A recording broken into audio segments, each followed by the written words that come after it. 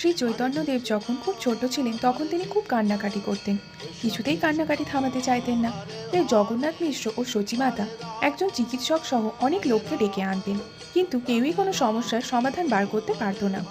একদিন কয়েকজন মহিলা যখন বলতে লাগলেন, হরি বল, হরে কৃষ্ণ কৃষ্ণ কৃষ্ণ হরে হরে, হরে রাম রাম রাম হরে হরে, তৎক্ষণাৎ শ্রী চৈতন্যদেব কান্না বন্ধ করে হাসতে লাগলেন আর হাততালি দিতে লাগলেন।